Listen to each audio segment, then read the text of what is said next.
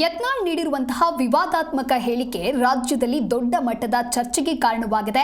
ಯತ್ನಾಳ್ ಹೇಳಿಕೆಗೆ ಕಾಶಪ್ಪನವರ್ ತಿರುಗೇಟನ್ನ ಕೊಟ್ಟಿದ್ದಾರೆ. ಹಾಗಾದ್ರೆ ಏನ್ ಹೇಳಿದ್ದಾರೆ ಬನ್ನಿ ನೋಡೋಣ.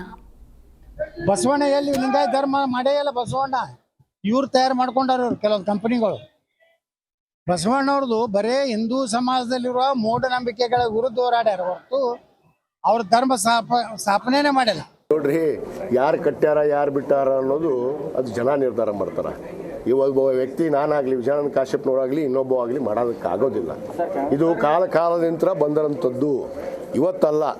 ಇವತ್ತು ನಾವು ಸೃಷ್ಟಿಕರ್ತರು ಆಗಕ್ಕೆ ಸಾಧ್ಯ ಇಲ್ಲ. ಸೃಷ್ಟಿಯಾದಾಗ ಇವನು ಎಲ್ಲಿದ್ದ? ಈ ಭೂಮಿ ಸೃಷ್ಟಿಯಾದಾಗ, ಮಾನವ ಕುಲ ಸೃಷ್ಟಿಯಾದಾಗ ಅನ್ನೋದು ಅರಿವು ಇಲ್ಲ ಅವರಿಗೆ. ಅವರ ವೈಯಕ್ತಿಕ ಏನು ಬೇಳೆ ಬೇಯಿಸ್ಕೊಳ್ಳೋದಕ್ಕೆ ರಾಜಕೀಯ ಒಂದು ಹಿತದೃಷ್ಟಿಯಿಂದ ಎಲ್ಲೋ ನಾನು ಸ್ವಯಂ ಘೋಷಿತ ಈ ರಾಜ್ಯದ ನಾಯಕ ಆಗ್ಬೇಕು, ಈ ರಾಜ್ಯದ ನಾನು ಹುಲಿ ಆಗ್ಬೇಕು, ಇವೆಲ್ಲ ಸ್ವಯಂ ಘೋಷಿತ ರೀ. ಯಾರು ಕೇಳ್ತಾರೆ ರೀ ರೀ ಅವರು? ಅದಕ್ಕೆ ಹೇಳಿದಿಲ್ಲ, JCB ಅಲ್ಲದು BCJ ಆಗುತ್ತೆ. ಅದ್ರದ್ದು ಅದನ್ನು ಕೊಡ್ತೀನಿ, ಅದನ್ನು ಹೇಳ್ತೀನಿ, ಅದನ್ನು ಹೇಳ್ತೀನಿ. ಅಂದರೆ ಈಗ ಸ್ವಲ್ಪ ಜಲ್ದಿ ಹೇಳಿದ್ರೆ ಮಜಾ ಇರೋದಿಲ್ಲ.